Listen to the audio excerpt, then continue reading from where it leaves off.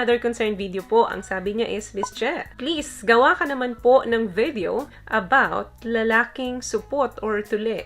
Ano po ang pros and cons? Thanks. Okay, ang ibig niya sigurong sabihin dito is uncircumcised versus circumcised. Okay, the main difference between circumcised cat and uncircumcised uncut. So, nasa inyo naman yan kung magpapatuli kayo or hindi. Kadepende kasi yan minsan sa kultura, sa kinagisnan. Alam niyo po ba na sa buong mundo, mas malaki po ang porsyento ng mga kalalakihang hindi tuli. Sa Pilipinas lang naman kasi talaga required yan na kapag hindi ka tuli, itutuksihin ka talaga. At sasabihan kang supot.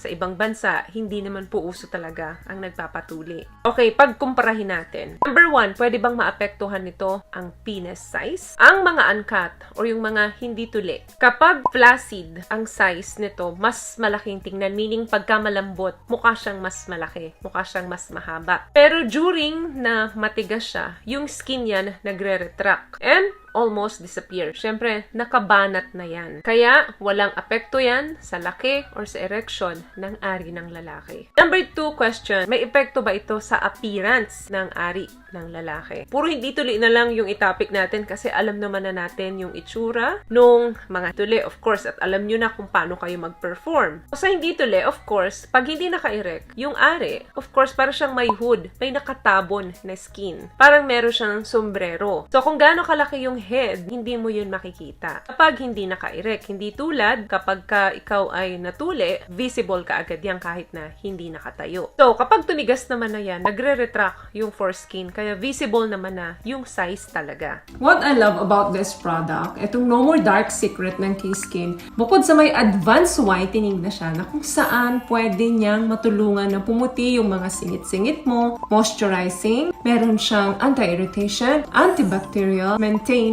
healthy pH level. Hindi lang pambabae, meron din po tayong pang lalaki. Number 3, ito, important ito. May epekto ba ito sa hygiene? Sa mga hindi tuli, kinakailangan ng extra attention para sa kanilang hygiene. Kasi kapag hindi mo nalilinis yung extra skin dyan, under the foreskin, yung bacteria, yung dead skin cells, and marami pa, pwedeng mag-cause or mag-build up ng smegma yung kupal. Hindi maganda ng konti ang amoy nun. Kailangan mong hatakin ng bahagya yung skin niya para malinisan mo ito. Hindi katulad ng mga tuli, hindi mo na kailangan yon. Basta hugasan mo lang siya regularly, and that's it. Another concern, naapektuhan ba yung sexual sensitivity nito? Ang mga uncut, according nung 2016 study po ang nagsasabi nito, hindi ako. Kapag alaman nila na ang mga hindi raw tuli ay mas sensitive kapag hinahawakan. Sensitive to stimulation by touch. Pero hindi naman daw ibig sabihin nun na yung mga tuli ay nababawasan yung kanilang pleasure pagdating sa kama. Wala naman silang clarify na ganon. Another concern, makakaapekto ba sa lubrication ito ng lalaki? The answer is, there's no conclusive evidence. So meaning, hindi pa napapatunayan kung ito ba ay nakakaapekto sa pagdami ng lubrication ng lalaki. Cut ka man or uncut ka man, kapag kinakailangan ng lube, wala namang masamang maglagay ng extra lube para mag-lubricate, lalo na kapag kinakailangan during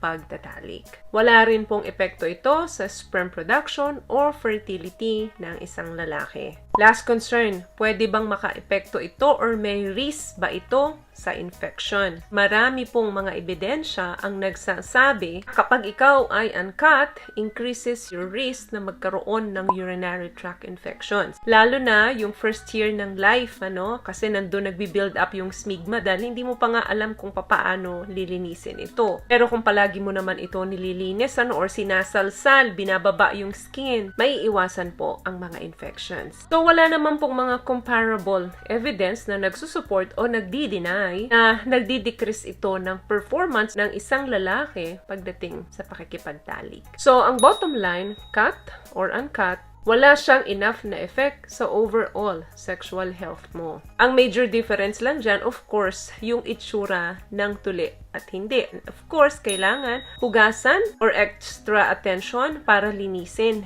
yung inyong are kapag hindi katuli under the foreskin to reduce the risk of infections. So, yun lamang po ang video natin for today. I hope nakapagbigay po ako sa inyo ng tips at kung nagustuhan niyo po ang ating video, please give it a thumbs up, comment down below, and also share this video na rin po sa mga kaibigan na sa tingin niyong matutulungan ang video natin. Once again, palagi po kayong mag-iingat at palagi po kayong manalangin. Thank you guys for watching and see you in our next one. Always love yourself and be a blessing. Bye!